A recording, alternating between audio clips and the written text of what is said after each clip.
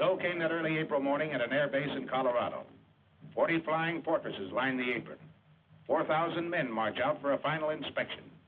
They've trained long and hard with these ships, the 400 men who fly them, and the 3,600 who work to keep them flying. Now the 351st Bombardment Group is ready. By the dawn's early light, it assembles for overseas combat. You're on your way, Joe. This is it. With his staff, Colonel William A. Hatchett, Jr. looks over his 4 squadrons. You feel the old man is proud of you. He finds no fault with you today, nor you with him. You'd fly his wing to hell and gone. Sergeant Philip J. Halls, top turret gunner from Springfield, Missouri. He feels that way. So does his pal Kenny, Sergeant Kenneth L. Halls, ball turret gunner from Perkins, Oklahoma. Related? No. They think they might have been several generations ago back in Germany, but now, just 2 guys with the same uncle, Sam.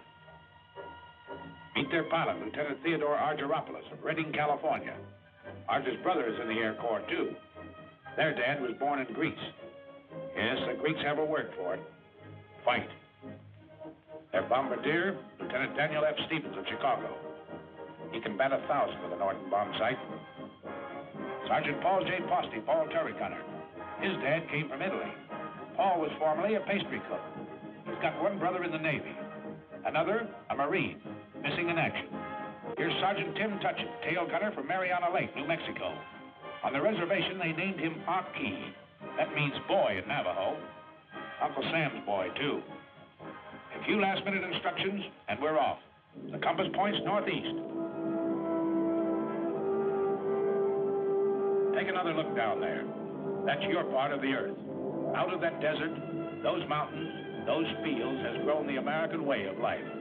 What you're fighting for. You remember the Colonel's quiet words? Men, the enemy has asked for it. Let him have it. Seek no quarter, nor give any beyond reason. Be firm, be just, and Godspeed you all. 8.5 hours out of Newfoundland, another sunrise.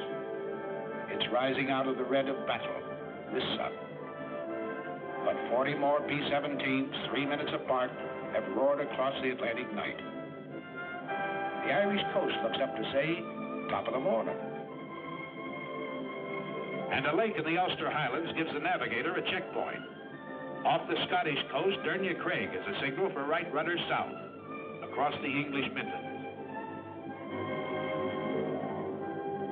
Pilots are impatient with the lack of sleep.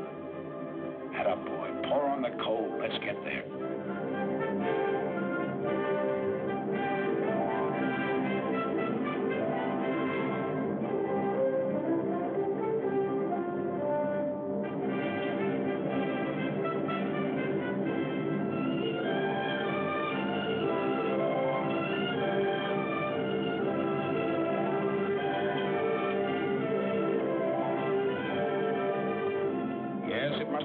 Different when the wings carried swastikas instead of these big white stars. Don't worry, folks. We're dropping nothing today, just our hats in the ring. Hello, Missy. We brought something for you and Brother. Chewing gum and chocolate bars. And there's a crate of oranges in the ball turret. Ah, there, Grandpa. We'll be seeing you for a glass of that. And there's the base. 400 acres of dispersal areas. The RAF is on hand to welcome us. Set her down, Colonel. Set her down.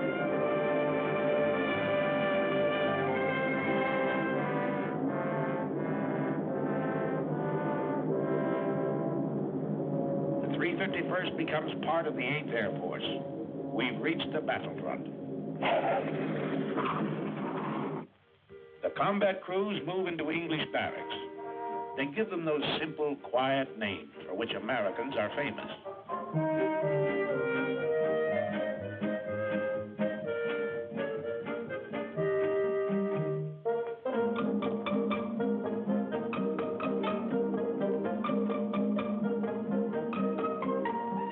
Later, the ground crews arrive.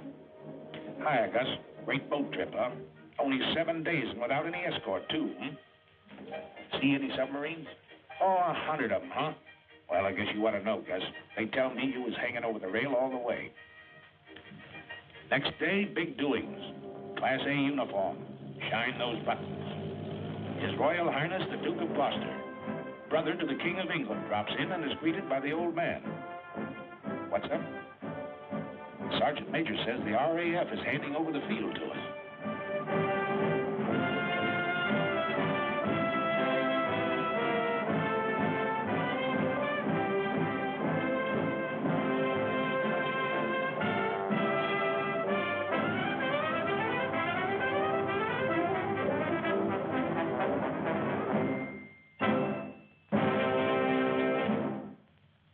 On behalf of the air ministry, I hand over this aerodrome complete with buildings and equipment for your safekeeping.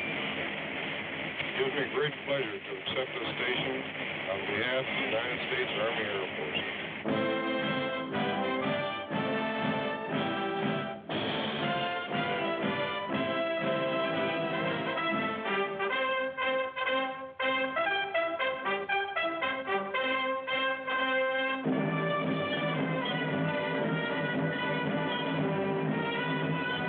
Okay, RAF.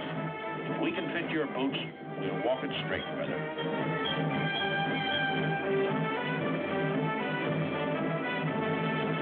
Another surprise visitor. General Arnold himself doing a world inspection flight. He tells you you've got a tough assignment. This is one head man who knows and doesn't kid you. We have the privilege to meet General Aker, Commanding General, 8th Air Force. Hi, sir. Yeah, glad to see you. How are you coming to this camera training film of yours? Well, it's a little early to tell yet, sir, but we're turning a camera on everything and everybody. Well, I know what General Arnold had in mind in having you make this gunnery picture. Captain Gable, our gunners are already the best in the business. But if they were only 10% better, it'd cost the Germans another 100 fighters a month. So fire away, gunners. Plenty more practice before that first mission. His sleeve is a forked wood. Track him. If you don't, he might get you, and you might have to bail out. Over the channel, perhaps. But if you do, a Spitfire of the Air Sea Rescue Service is bound to spot you. A stubborn, tough gang, this outfit. They'll go after you any time, any place. They picked up men 3 miles off the French coast with Heine defense batteries screaming, "No, you don't." Their answer is always, "Sorry, old boy, we will."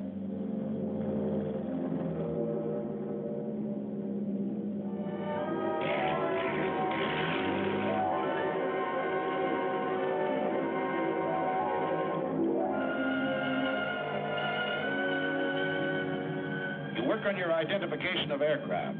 Over here, it's with a real McCoy, such as this captured Ju-88. Well, there it is.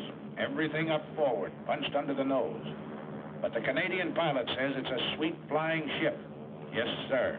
A dangerous all-purpose aircraft. Or the Heinkel 111K.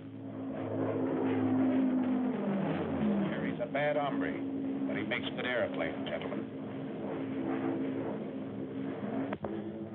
These will be a happy sight in days to come. Your fighter escort, that big barrel nose job, circled in white, your own American P-47, the Thunderbolt, side by side with a graceful spit. These are what you don't shoot at. You hear daily lectures on security given by Major Scott, your Scotch-born intelligence officer. Let's stop kidding ourselves. This flying field is only 20 minutes from the battlefront. The dumb spies have all been shot. The smart ones are still living. And you may run into one of them tonight at the Red Lion pub. And if you go to the pub, remember, £1 is not $1, but $4. And that equals 20 shillings. 1 shilling equals 12 pennies, which equals 20 cents. 1 English penny equals 2 American pennies. And don't throw your pennies around. Major, seems to me the paper in this town is not very durable. What What do you mean, durable? Laugh at this one for 20 years.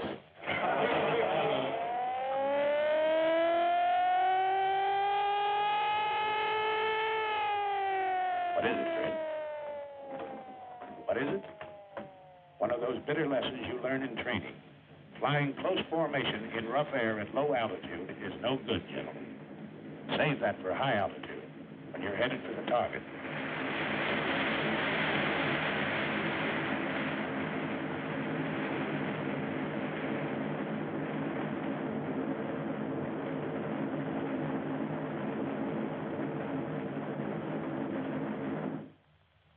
Next morning, we crawl out of the sack to find Britishers on the field again. Big Halifax bombers that had blasted Berlin during the night. Their own field was closed in by weather, so they dropped in on us for breakfast. Say, Percy, how's the yak-yak over there? Rough? Oh, not half bad, Jake. Well, cheerio, lads. Thanks for the M&As. So long, Percy, old boy. We'll be finding out for ourselves one of these days.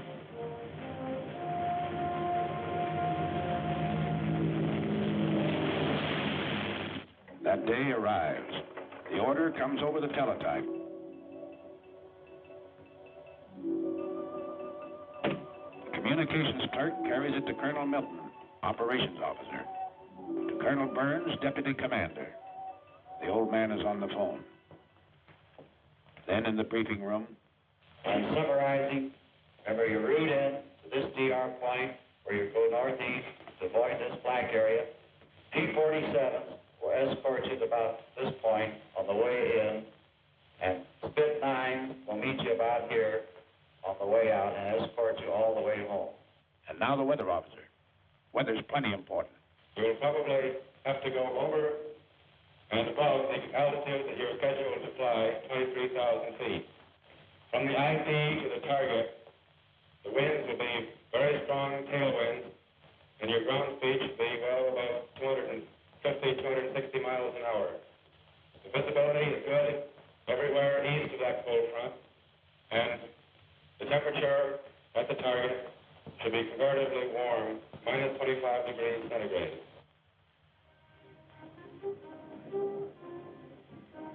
Today is your baptism of fire. If Lieutenant Argyropoulos ever felt responsibility, he feels it now. In the armament shop, his crew is picking up their guns. Now remember, fellas, don't let them get too close trying for a sure kill. Your main job is to bring these airplanes back. You got plenty of ammunition. Keep them out there at long range. Oh, we know. They've given you an easy hop. Only 3.5 hours in and out. What they call a milk run. But you'll remember this first mission. You don't admit it now. You wouldn't show it for the world. But later you find out everybody else felt the same way you did. Flash order from Wing headquarters. Wing wants 3 more ships added to the high group. 3 more bomb bays have to be loaded. Got to step on it. Positions in the formation change.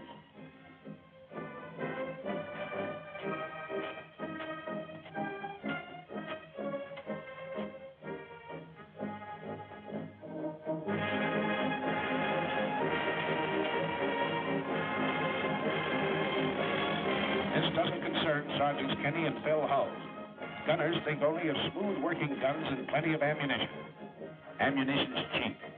6 cents worth of .50 caliber wanged into the cockpit of a Messerschmitt.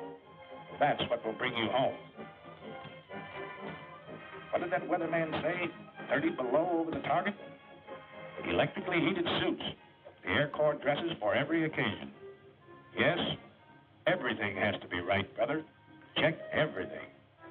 Every strap tight. Every buckle set. Everything understood. You get into your flak suit. Mighty heavy material, but it wears well, the man says. A thermos of hot coffee. The joker who brings it says it'll help keep you awake. Art straps on his throat mic. Over this intercom system, he'll be able to talk to every man in the ship. And they can talk to him. They'll be talking for keeps today.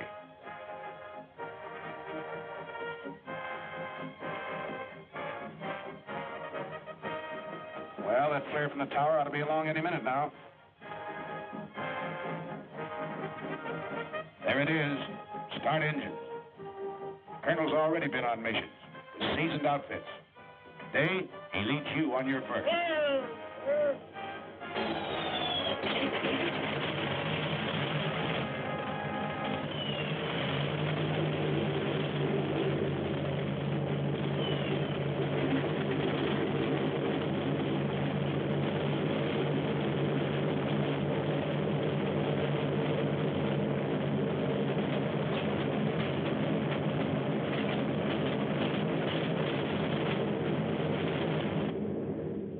Second flare. Start taxi.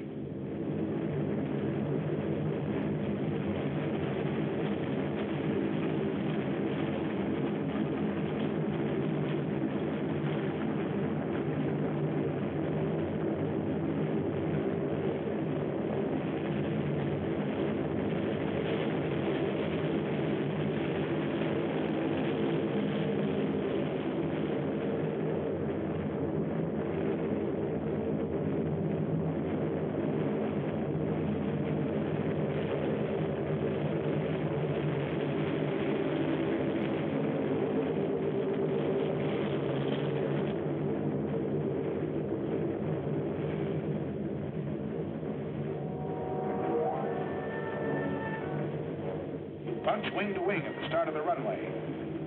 Easy now, slow. You'll cut somebody's tail off. Rev her up, but ride those brakes hard, Red. Roger. You keep your eye on the tower. Take off. The old man leans full on his throttle. At 15-second intervals, you follow.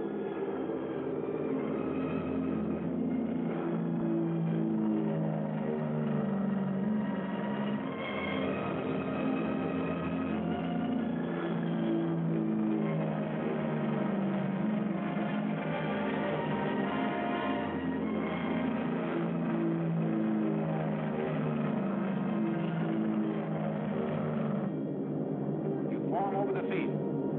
You're on your way.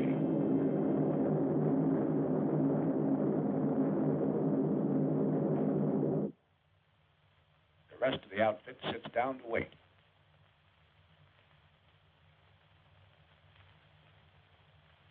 Go ahead, Mike. Your deal. Come on, I cut. Oh, okay. What time are they due back, do you know? Scotty said around 5:20. Gosh, I sure hope they all... Hey, how many are you dealing? I'm in. Sorry. We know, Mike. Everybody's sweating them out. You mean what's coming over those trees, Major? No, that's not them. Just a flock of crows. I was a truck driver on Canal Street, and I never felt like this before. I ride the ambulances. I gotta be casual. You know, carefree and easy, like the doc. Listen, wise guys, talk to us. The ground crew for each ship. We'll tell you how to feel. Okay, here they are. 1, 2, 3, 4, 5, 6, 7, 8, 9, 10, 13, 14. That's the stuff. 17, 18, 19, 20. Here's the old man and Jenny.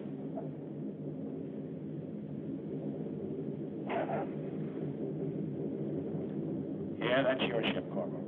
You can uncross those fingers now. 627. That's Joe Frischholz. A little hot, Joe, but you're a hot pilot.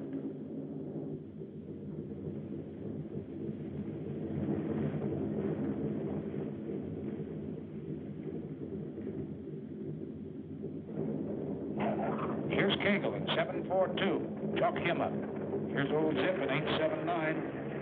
He's got number 4 prop feather, too. Here's 953 with number 2 out. And look, Jim couldn't get his bomb bay doors closed either.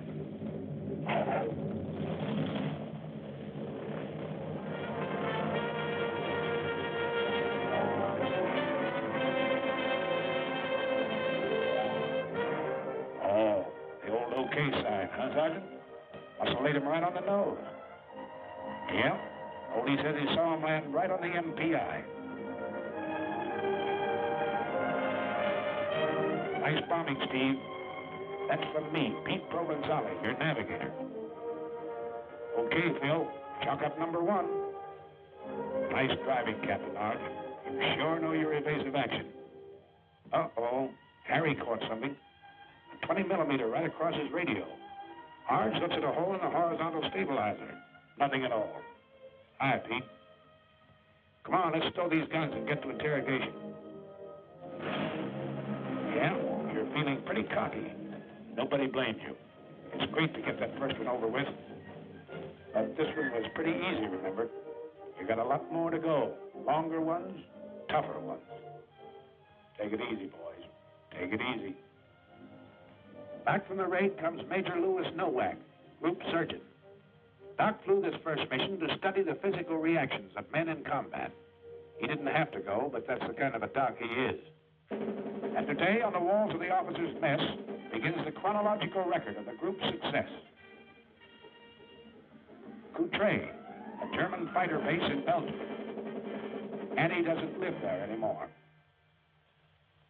In the meantime, we find Kenny and Phil cleaning their guns in front of the armament shop. Hello, Captain. Hello, fellas. Well, how was it? You know, Cap, I don't think those Germans like us. Are you ready to go again? Sure. Gotta get this thing over. Did you learn anything you didn't know before? Plenty. At home, they told us the Jerry's made most of their attacks on the tail. Today, most of them are on the nose. Yeah. Most of the time I had my turret pointed at 12 o'clock. I must have fired 1,000 rounds. Let's go all these guns, Ken. All set? Yes, check those guns. You had plenty more use for them the next 2 weeks. Emden, Kiel, Wilhelmshaven, St. Nazaire, Bremen. And every swastika stands for a Hun pilot that asked for it and got it.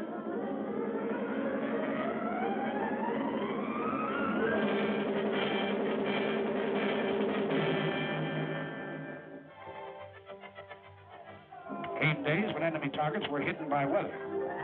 So the more energetic of you found relaxation in peaceful combat. While the more studious men discussed tactical charts and maps, or something. We're going to be a pound of 10 on it. But the more cultured of the group, like Kenny and Phil, went into the nearby villages to visit the quaint old cathedrals, churches and shops in the English countryside surrounding us. Or on days when they were confined near the base, the old cathedrals and shops would come out to see them.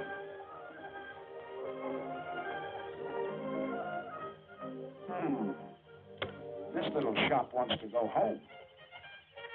Meanwhile, back at the kitchen, we find a very unhappy and angry man. Hello, Sergeant Posey. Hello, Captain Gable. What's this? I thought you were a volunteer gunner. I thought so too, sir, but I've been grounded. Oh, your past crept up on you, huh? Yes, sir. They found I was chef at the Brown Derby in Hollywood, and now they have me in the mess making the cake tonight for the officers' party. Nothing you can do about getting back into combat? I don't think so, Captain. Well, Sergeant, remember this. There are 2 kinds of cake. One of them's good, and the other one, I'll be seeing. But gals or parties, you're still fighting a war. And you're getting mighty good at it. Nobody knows it better than the sucker who started it. Little Adolf. Well, Sergeant Posting, back into combat, huh? Yes, sir. How'd you manage it? Well, good. You know what you said.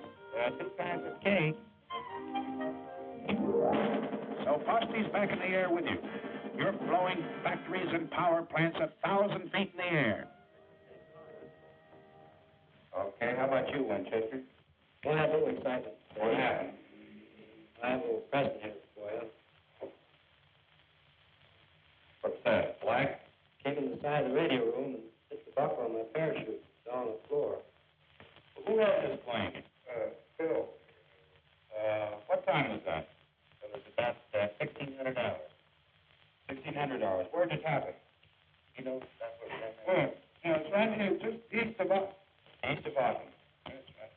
Who confirmed that? I saw it. I confirmed it. After he fired it, came down and passed underneath her left wing, and exploded right underneath them. Nobody bailed out. And when you hand out punishment like this, you've got to take some, too.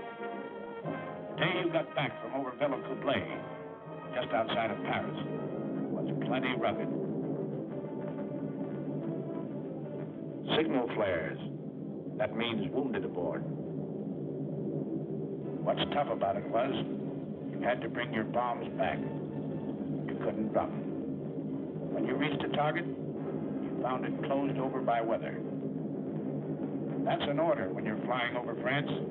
No indiscriminate bombing. Just German installations.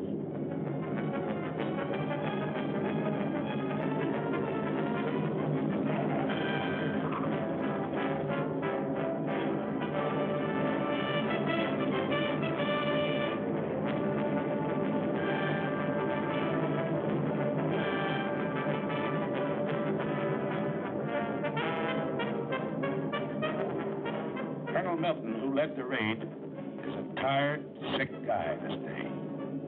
And nobody blames him. He had to fight his way 3 hours in, 3 hours out.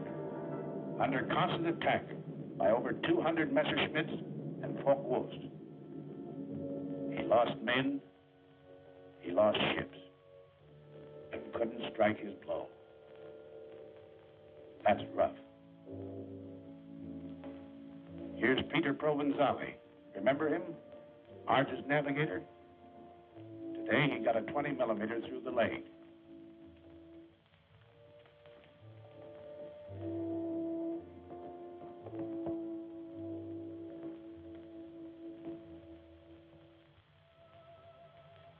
Control cable shot in two, but some wounded gunner wouldn't quit. He tied them together.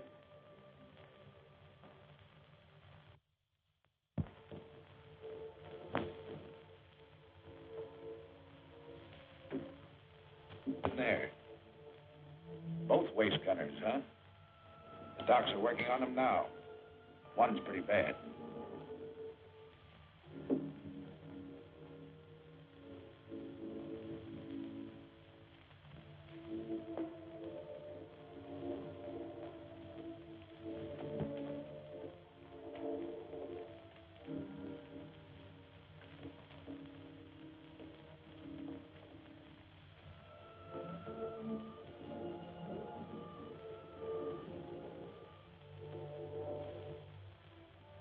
Easy now, you guys. It's Bob Wallace, co-pilot. He slammed one through the cockpit, tore into Wally below his knee.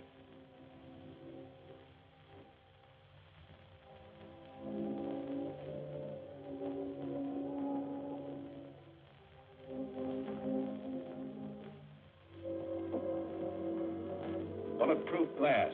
Well, Sergeant, guess you live right. Yes, the bombardiers with their first aid kits had plenty of work today, crawling back through the bomb bays, trying to keep a steady hand in the rough going.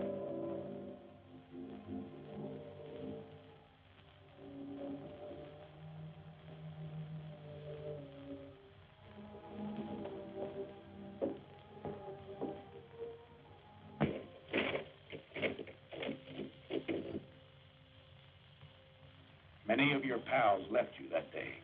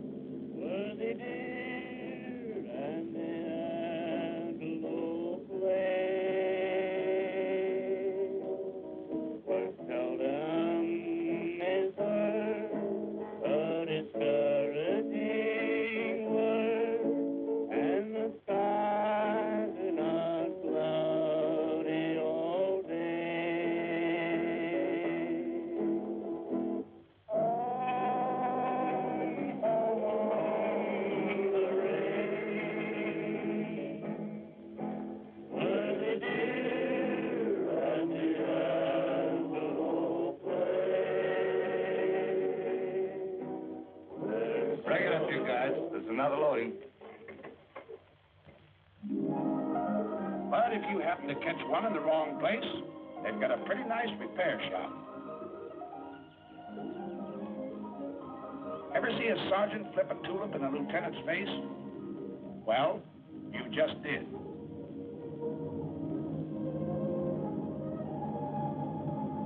Yeah, while the gang at the base carries on, you can take it easy for a while.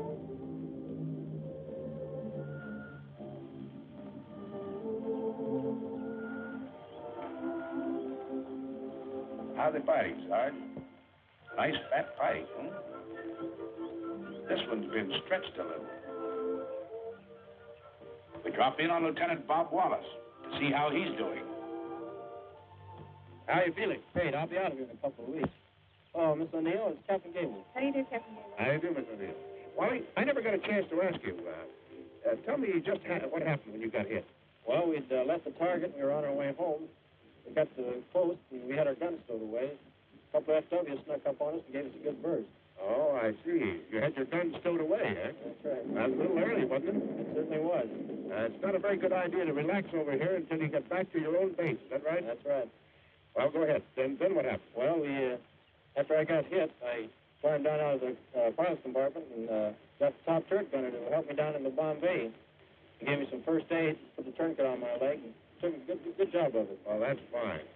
I guess you think it's a good idea for these combat crews to have first aid training then, is that right? I sure do. Yeah. So, Wally, what do you think of the B-17s? Your instruments, your guns, and all the rest of the equipment they're giving you to fight this war with? The best equipment in the world. That's good. Say, I hear you got your Purple Heart, too. Yes, Colonel Kendall was in the other day and gave it to me.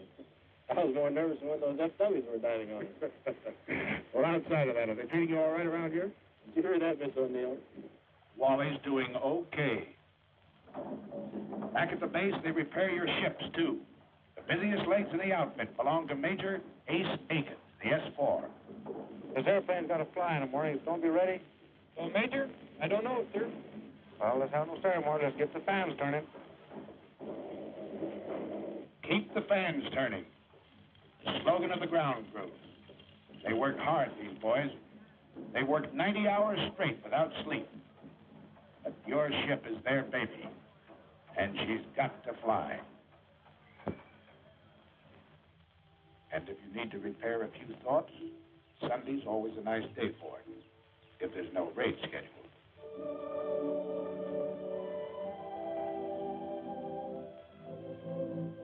What do you know, kid? This church was built 900 years ago.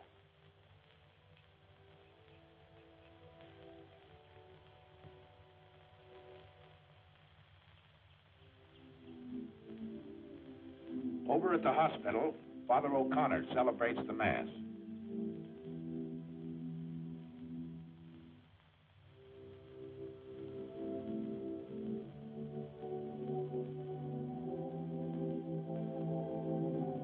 The boys receive Holy Communion. Here's Pete Provenzali. He's leaving the hospital tomorrow.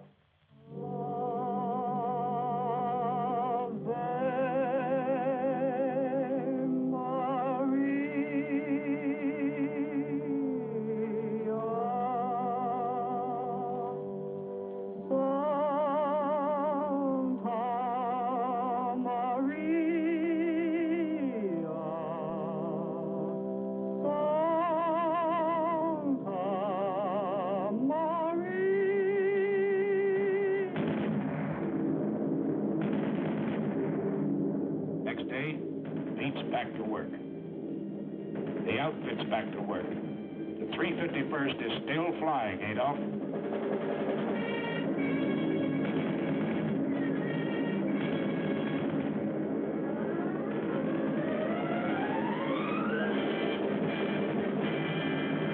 Attention to orders.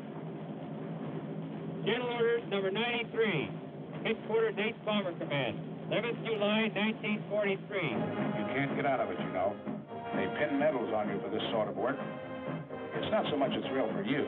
It's a big kick it will hand the folks back home. The Silver Star, the Distinguished Flying Cross, the Soldier's Medal. Dad and Ma and that certain girl. out the clippings and drive the neighbors nuts. Bombardier Stevens, the DFC, because he's been batting 1,000 over Germany. And one to pilot Peters. He had to ditch in the channel, but his coolness and courage saved his crew. Bill Halls gets 2 clusters on his air medal for straight shooting. DFC to Tim Tutchin. A fought wolf and a mountain lion? No difference, he says. The control wires were shot in 2. So the DFC to Sergeant Del Conte, who tied them together. His hands punctured with flak. A silver star finds itself next to Provenzali's Purple Heart. He refused first aid till the Jerry fighters quit and stuck to his gun. The day the group led the wing over Schweinfurt, Colonel Hatcher was air commander. To him, the Silver Star. And the DFC to Kenny Hulls. Colonel Gross is smiling because Kenneth was having a Coke in the PX when his name was called. Are you forgetting your 5 confirmed Jerry, Sergeant? We're not. And they don't forget you when you're a little battle-weary and need a rest. At a very gay seaside community, a world-famous resort hotel has been converted for your pleasure by the Red Cross. A great place here. Sleep, eat, or what have you. Hey!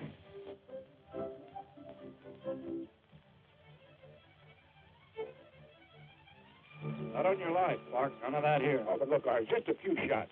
Oh, we're here for a rest. Right, you guys? Right. All right, then how's this? I'll follow him around with a silent camera for 1 day. Don't have to say a word. Good deal? Good deal. English Surrey with a fringe on top. Nice fringe. Carry you to the old swimming hole.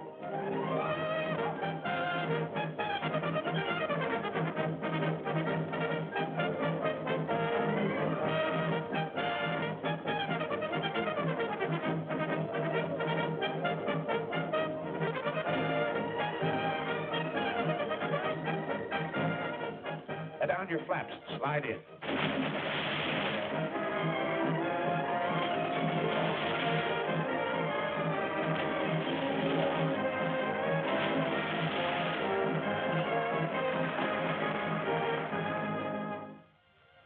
Now let's see what the boys back at the base are doing.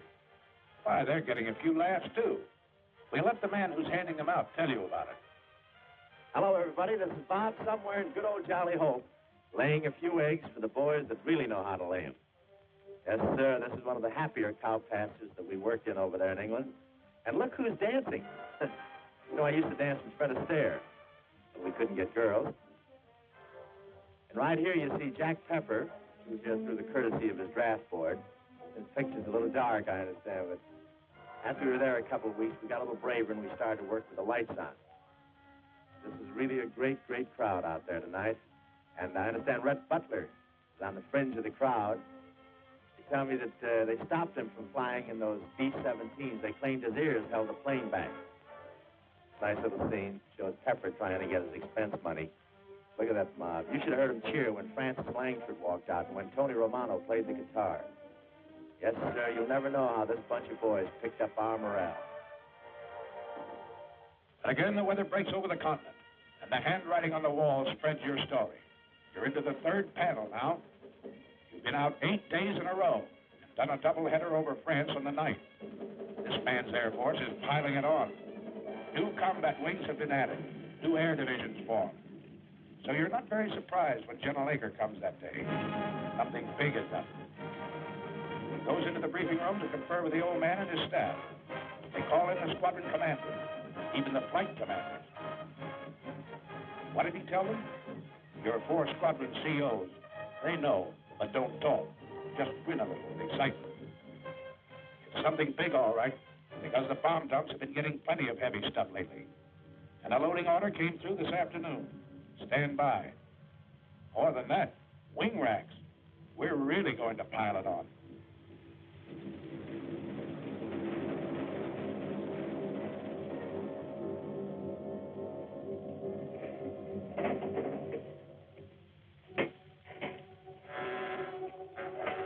And that night, As always, when you know a real dilly is coming up, you're a little restless. Out in the dispersals, you hear them winding up those engines.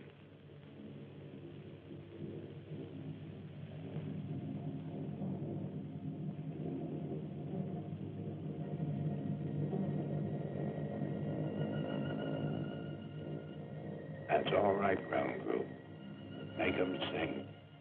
Make 'em sing good.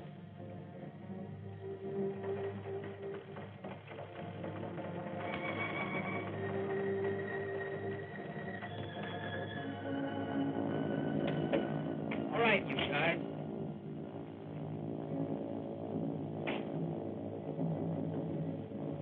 Breakfast at 3, briefing at 4.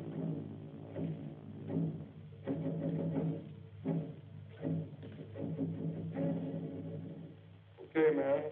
For security's sake, anyone know what the target is for today? Satan is there? Russell? Paris. Oh, we'll see. All right, sir.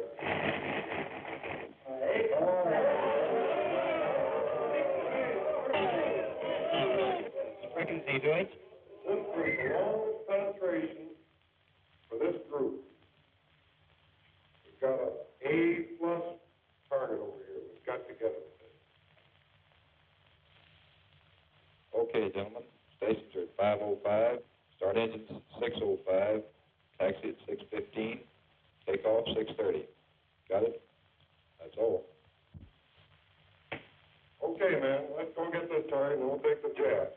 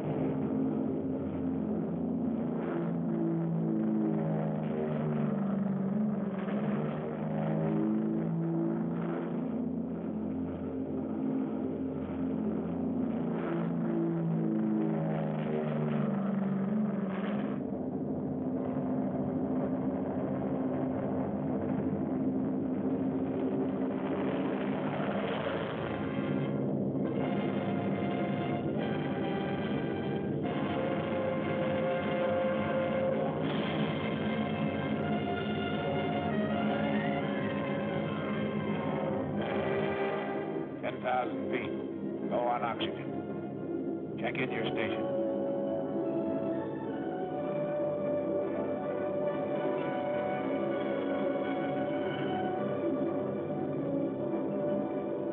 At the designated splicer point, still over friendly territory, rendezvous with other groups.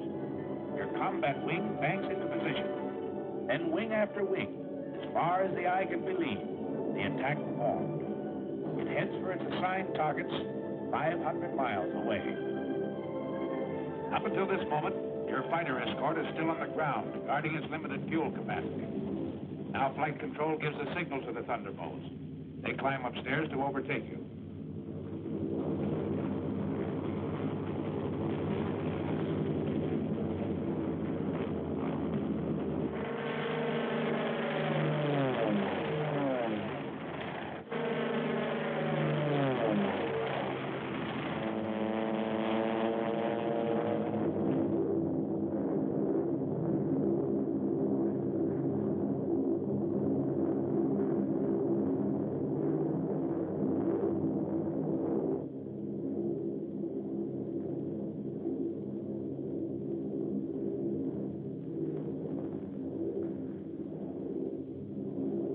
Fighters, 3 o'clock low.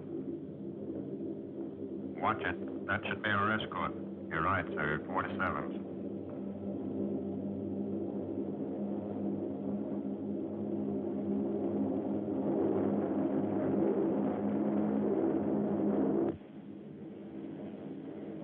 Pilot to crew. Pilot to crew. Over enemy coast. On the ball, you guys.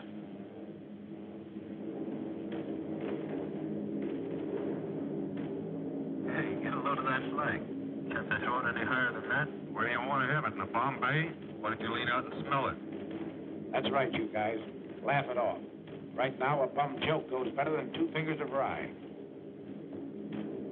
Around 3 hours out, Arge looks at his watch.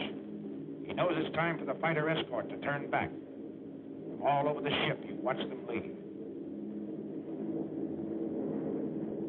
You're really on the ball now, because you know that enemy fighters will appear any minute. They know exactly where you are. They've been watching the stratosphere condense off your wingtips, giving you away in long trails of magnificent treachery.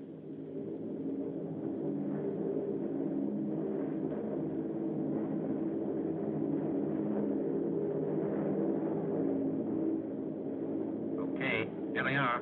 9 o'clock high, enemy fighters.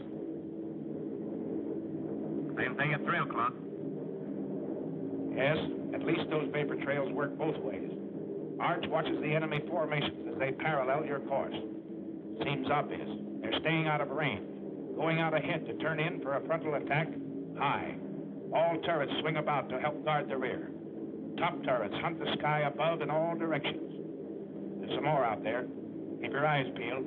Now it comes. The enemy pours in at you from every point on the dial.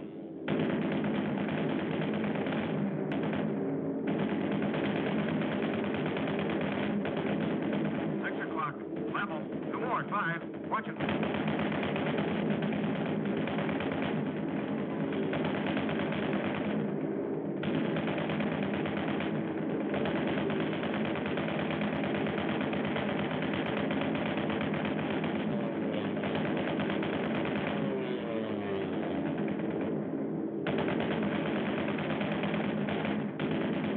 Get that one at 3.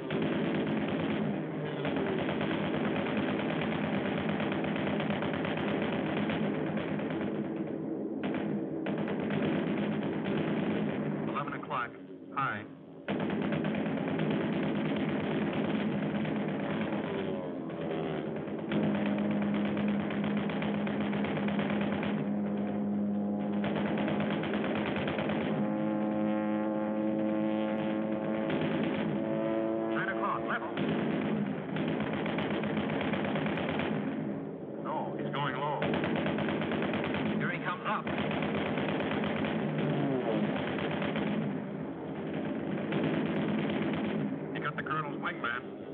On number 4. He's going out and down. Check the shift, you guys.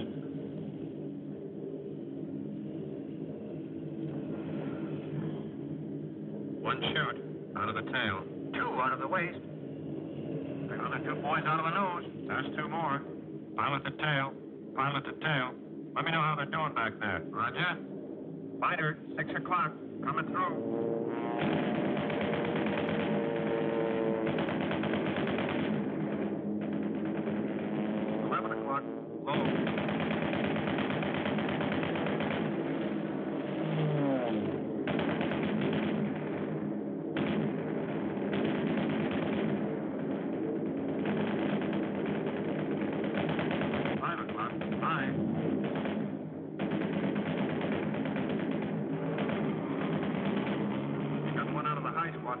Yep, no chance there.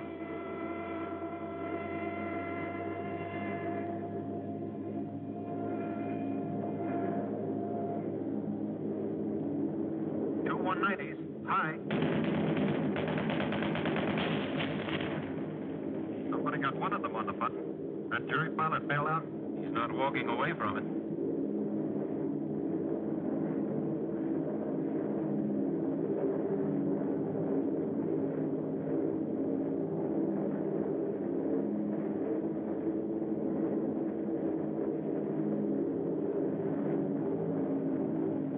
Still they barrel in at you. A little short on heart, plenty long on guts, this enemy.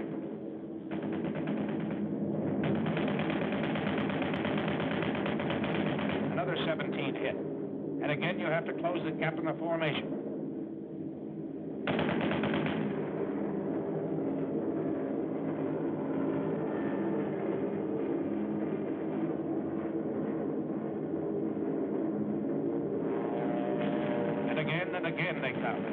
12 o'clock high, 4 o'clock level, out of the sun, and up from the ground.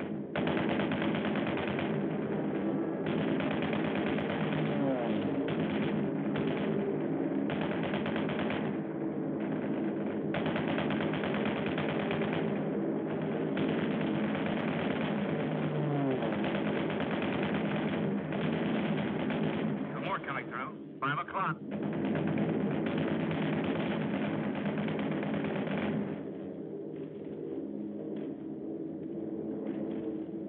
Crossing another flak area. It's heavier this time, so black and thick you can almost hear it, and it's more effective.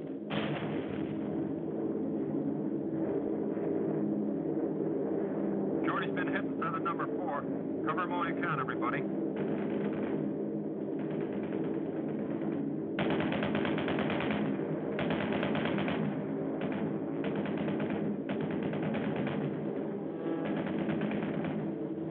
Pilot to left waist. There's another one working Shorty over. Can you help him? No can do, sir. Out of range.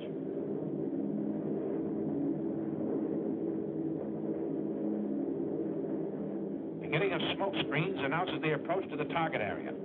The enemy's been caught off guard. He's trying to cover up. Too late. In desperation, through his own flak, the final Hun fighter makes a pass at the low squadron. Driven off, but still.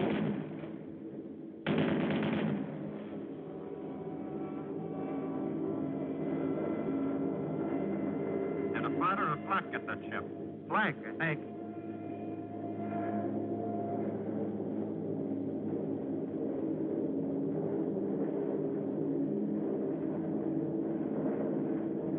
There it is. The flare out of the lead ship. Signal for the bomb run. This is your attack. All right, Steve. We're on the IP. She's yours. I got her.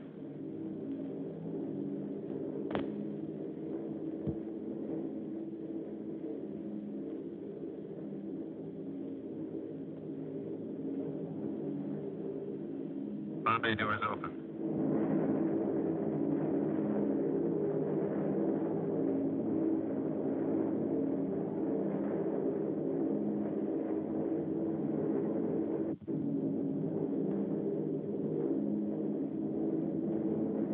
Make a good run now, Steve.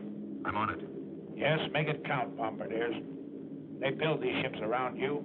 Bombs away.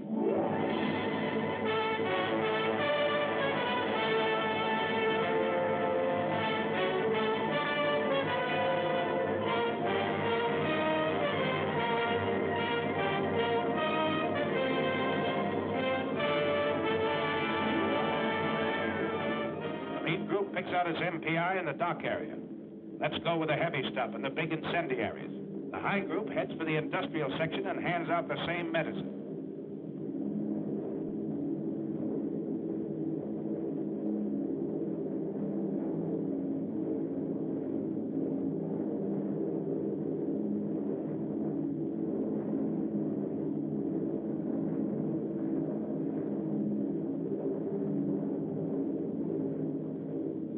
Low group turns for the adjacent airdrome. It blasts the field, the hangars, and repair shops with hundreds of deadly anti-personnel bombs.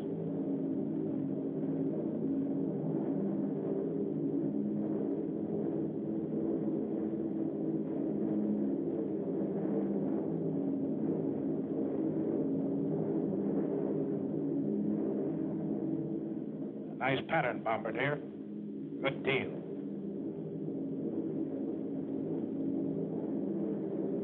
Can't hear what's going on down there, 5 miles below you. But marshalling yards and chemical tanks, ships and warehouses, spare engines and ball bearing factories are disintegrating in molten chaos.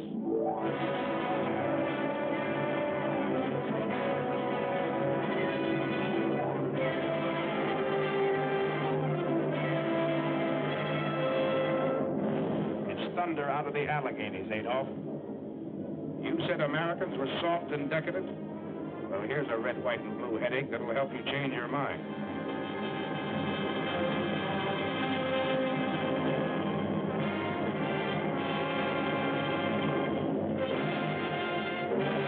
doors close, take a last look at the target area. The smoke from its burning debris rises 16,000 feet into the air. More flak. The aim's still good down there.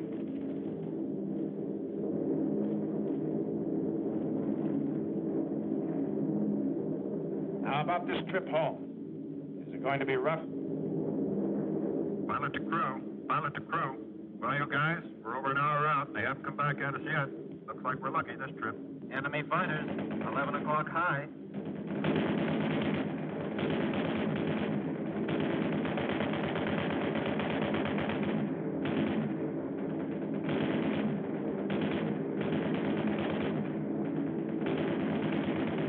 Another 1 o'clock high.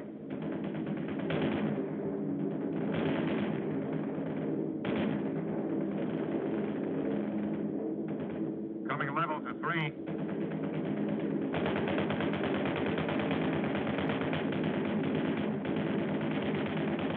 SW's 8 o'clock high. They don't want it.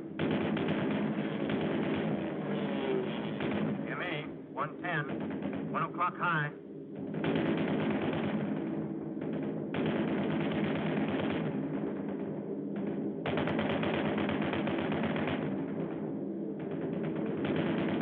ME at 2 o'clock.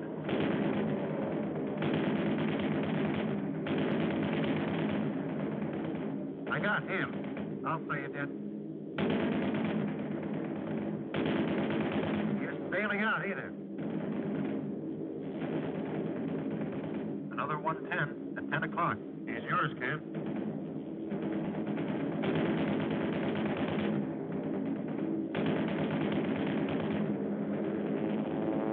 There he goes. Here's the pigeon. Stoffel commanders throw their pilots into formation with suicide orders. That's what they get. Formation is tighter than ever. You're not sparing ammunition. You're knocking them down like mallets. One more.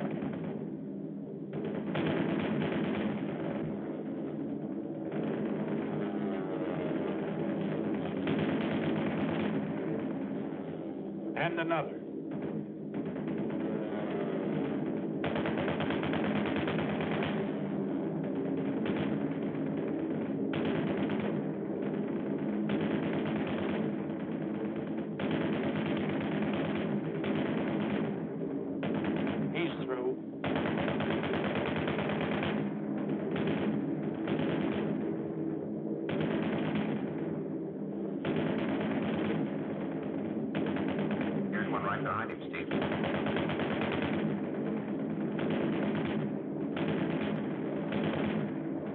Another.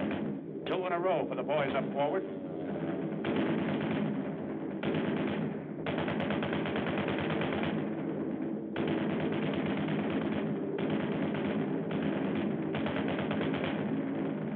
That's mine.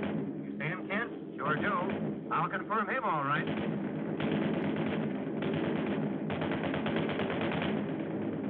Get this 110. Pull her up, Mark. Pull her up.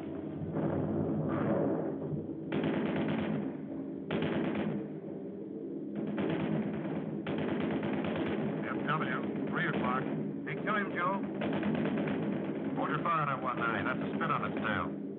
Yeah, our fighter cover's got here. Ah, poor spit. Gee! I tail it, Jerry. It's over today, pal. Look at that spit. Ride him down. Oh, you sweetheart. Good night, sweetheart. Till we meet tomorrow. Good night, sweetheart. Sleep will banish sorrow.